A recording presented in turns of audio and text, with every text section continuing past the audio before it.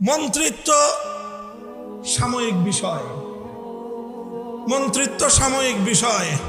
আমাদের হাফিজ জি হুজুর মন্ত্রিত্ব করেন নাই, আমাদের শেখুল হাদিস আল্লামা আজিজুল হক মন্ত্রিত্ব করেন নাই, আমাদের মুফতি আমিনী রহমতুল্লাহ আলাইহিও মন্ত্রিত্ব করেন নাই, স্যার সৈয়দ ফজলুল করিম পীর সাহেব চরমনাই রাহিমাহুল্লাহ মন্ত্রিত্ব করেন নাই, আল্লামা আহমদ শফি মন্ত্রিত্ব করেন নাই, আল্লামা জুনায়েদ বাবুনগরী মন্ত্রিত্ব করেন নাই।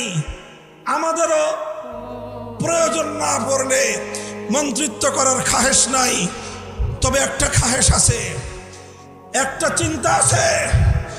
বাংলাদেশে বোনাস হায়াতটা আমি পাইছি, আমার বেঁচে থাকাটা এখন বোনাস।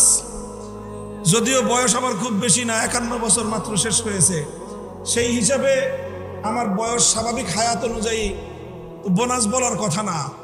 যেই ষড়যন্ত্রের জাল ভেদ করে আল্লাহ পাক আমাকে আমাদের পূর্ববর্তী আকাবের সালাসার পরে আল্লাহ আমাকে হায়াতে রেখেছেন, এটা আল্লাহ পাকের বিশেষ কুদরত।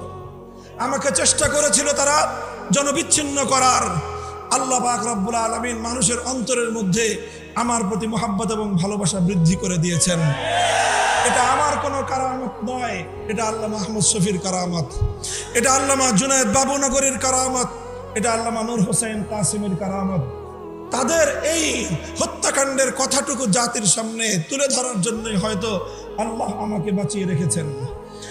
পরিষ্কার বলতে চাই, পরিষ্কার বলতে চাই, জালিম ফ্যাসিবাদী স্বৈরাচারী হাসিনার আমলেও হকের মূল কথার ক্ষেত্রে আপোষ করার চিন্তা করি নাই।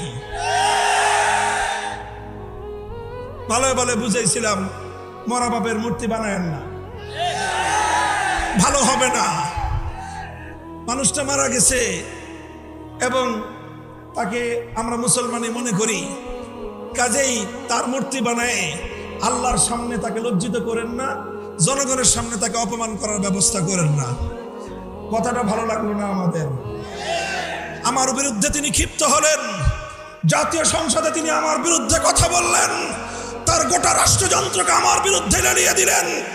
ডিজিএফআই, এনএসআই সহ প্রত্যেকটা গোয়েন্দা সংস্থা যাদের কাজ ছিল রাষ্ট্রের নিরাপত্তা নিশ্চিত করা, সব কাজ বাদ দিয়ে তারা আমাদের আলেম সমাজকে জাতির সামনে হেয় প্রতিপন্ন করার জন্য তারা মাঠে নামলো।